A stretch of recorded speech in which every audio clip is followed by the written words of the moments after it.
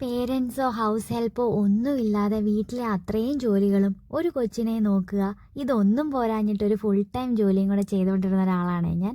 പറയുമ്പോൾ എളുപ്പമാണെങ്കിലും അത്ര എളുപ്പമല്ലായിരുന്നു. ഒന്നും എങ്ങും എങ്ങും എത്തുന്നില്ലായിരുന്നു. ജോലിയുടെ ഭാഗത്തുനിന്ന് എല്ലാം കംപ്ലയിൻറ്റ്സ് ആയിരുന്നു. വീട്ടിലെല്ലാം ഓർഗനൈസ്ഡ് ആണോ എന്ന് ചോദിച്ചാൽ അതും അല്ല. കുഞ്ഞിനെ മര്യാദയ്ക്ക് നോക്കാൻ പറ്റുന്നുണ്ടോ? അതുമില്ല. ഒന്നും ശരിയാവുന്നില്ലായിരുന്നു. അങ്ങനെ കഴിഞ്ഞ വർഷം ഏകദേശം ഈ ഒരു സമയമായപ്പോൾ ഞാനൊരു തീരുമാനമെടുത്തു, ജോലി അങ്ങ് നിർത്താമെന്ന്. അതിനെന്നെ ഒത്തിരി ആൾക്കാർ കുറ്റപ്പെടുത്തി. ഇതുപോലൊരു ജോലി കിട്ടാൻ എന്ത് പാടാന്നറിയോ, ജോലി നിർത്തി കഴിയുമ്പോഴേ അതിൻ്റെ ബുദ്ധിമുട്ട് മനസ്സിലാവത്തുള്ളൂ.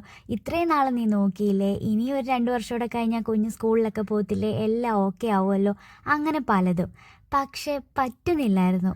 അതുകൊണ്ട് ജോലി നിർത്തി കഴിഞ്ഞ് ഞാൻ എനിക്ക് തന്നെ കുറേ സമയം കണ്ടെത്താനും കുഞ്ഞുമായിട്ട് കുറേ കളിക്കാനും ഞാൻ ചെറിയ ചെറിയ കാര്യങ്ങൾക്ക് സന്തോഷിക്കാനും ഒക്കെ തുടങ്ങി.